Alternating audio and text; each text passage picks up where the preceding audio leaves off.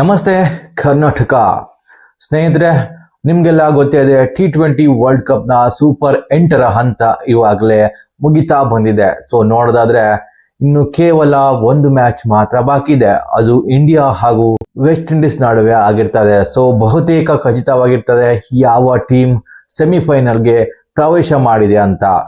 ಇವಾಗ ಸೆಮಿಫೈನಲ್ ನ ವೇಳಾಪಟ್ಟಿ ಬಿಡುಗಡೆಯಾಗಿದೆ. ಸೊ ಎಲ್ಲಿ ಯಾವಾಗ ಯಾರ ಜೊತೆ ಸೆಮಿಫೈನಲ್ ಪಂದ್ಯ ನಡೆಯುತ್ತದೆ ಅಂತ ಇವಾಗ ಒಂದು ವೇಳಾಪಟ್ಟಿ ಬಿಡುಗಡೆ ಆಗಿದೆ.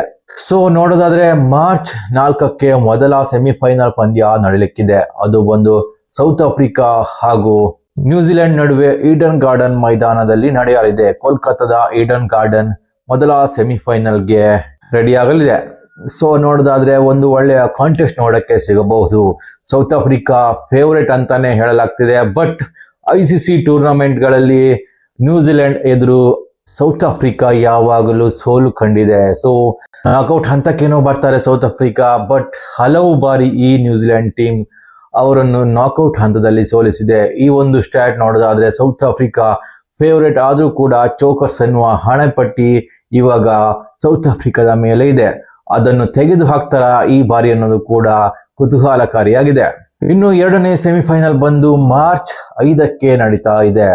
ಇದು ವಾಂಖೇಡೆ ಮುಂಬೈನ ಸ್ಟೇಡಿಯಂನಲ್ಲಿ ನಡೆಯಲಿದೆ. ಸದ್ಯದ ಮಟ್ಟಿಗೆ ನೋಡೋದಾದ್ರೆ ಇಂಗ್ಲೆಂಡ್ ಎದುರು ಯಾರು ಕಣಕ್ಕಿಳಿತಾರೆ ಅಂತ ಕಾದು ನೋಡ್ಬೇಕಾಗಿದೆ. ಸೊ ಅದು ಇವತ್ತು ಆಲ್ಮೋಸ್ಟ್ ಗೊತ್ತಾಗ್ತದೆ.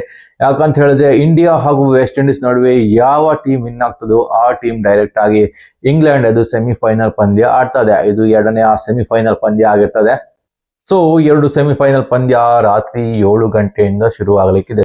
ಜಮ್ಮು ಅಂಡ್ ಕಾಶ್ಮೀರಕ್ಕೆ ಭರ್ಜರಿ ಬಹುಮಾನ. ಹೌದು, ನೀವು ಕೇಳ್ತಾ ಇರೋದು ನಿಜಾನೇ ಆಗಿರ್ತದೆ. ಮೊದಲ ಬಾರಿಗೆ ಚಾಂಪಿಯನ್ ಆದಂತಹ ಜಮ್ಮು ಕಾಶ್ಮೀರಕ್ಕೆ ಇವಾಗ ಭರ್ಜರಿ ಬಹುಮಾನ ಸಿಕ್ಕಿದೆ. ಸೊ BCCI ಕಡೆಯಿಂದ ಹಾಗೇನೆ ಜಮ್ಮು ಅಂಡ್ ಕಾಶ್ಮೀರ ಗೌರ್ಮೆಂಟ್ ಕಡೆಯಿಂದ ಆಡಿದಂತಹ ಪ್ಲೇಯರ್ಗಳಿಗೆ ಭರ್ಜರಿ ಬಹುಮಾನ ಘೋಷಣೆ ಆಗಿದೆ. ಸೊ ಮೊದಲ ಬಾರಿಗೆ ರಣಜಿ ಫೈನಲ್ ಪ್ರವೇಶಿಸಿದಂತಹ ಜಮ್ಮು ಕಾಶ್ಮೀರ 67 ವರ್ಷಗಳ ರಣಜಿ ಇತಿಹಾಸದ ಬಳಿಕ ತನ್ನ ಮೊದಲ ಟ್ರೋಫಿಯನ್ನು ಕೈಗೆತ್ತಿಕೊಂಡಿದೆ. ಇಡೀ ಮ್ಯಾಚ್ ನ ನೋಡೋದಾದ್ರೆ ಡಾಮಿನೇಟ್ ಮಾಡಿದಂತಹ ಜಮ್ಮು ಕಾಶ್ಮೀರ ಕರ್ನಾಟಕದ ಮೇಲೆ ಈ ಒಂದು ವಿಕ್ಟರಿ ಸಾಧಿಸಿದೆ ಅಂತ ಹೇಳ್ಬೋದು. ಮ್ಯಾಚ್ ನಲ್ಲಿ ಕೇವಲ ಡ್ರಾ ನಲ್ಲಿ ಅಂತ್ಯಗೊಂಡಿತು. ಆದ್ರೆ ಮೊದಲ ಇನ್ನಿಂಗ್ಸ್ ನ ಮುನ್ನಡೆಯಿಂದ ಜಮ್ಮುವನ್ನು ವಿಜೇತ ಎಂದು ಘೋಷಿಸಲಾಗಿದೆ. ಸೊ ನೋಡೋದಾದ್ರೆ ರಣಜಿಯಲ್ಲಿ ಹಾಗೆ ಆಗ್ತದೆ. ಯಾರು ಮೊದಲ ಇನ್ನಿಂಗ್ಸ್ ನ ಮುನ್ನಡೆ ಪಡ್ಕೊಂಡಿರ್ತಾರೋ ಅವರು ವಿನ್ನರ್ಸ್ ಅಂತ ಹೇಳಲಾಗ್ತಿದೆ. ಸೊ ಡ್ರಾ ನಡೆದ್ರು ಕೂಡ ಆ ಮ್ಯಾಚಿನ ವಿನ್ನರ್ಸ್ ಅವರೇ ಆಗಿರ್ತಾರೆ. ಸೊ ಅದರಿಂದ ಜಮ್ಮು ಕಾಶ್ಮೀರ ಈ ಮ್ಯಾಚ್ ಅನ್ನು ಸಲೀಸಾಗಿ ವಿನ್ ಆಗಿದೆ. ಸೊ ಇದರ ಮೂಲಕ ಮೊದಲ ಬಾರಿ ಫೈನಲ್ ನಲ್ಲಿ ವಿನ್ ಆಗಿದೆ ಜಮ್ಮು ಕಾಶ್ಮೀರ. ಸೊ ಅದಕ್ಕೆ ಇವಾಗ BCCI ಕಡೆಯಿಂದ ಭರ್ಜರಿ ಬಹುಮಾನ ಕೂಡ ಸಿಕ್ಕಿದೆ.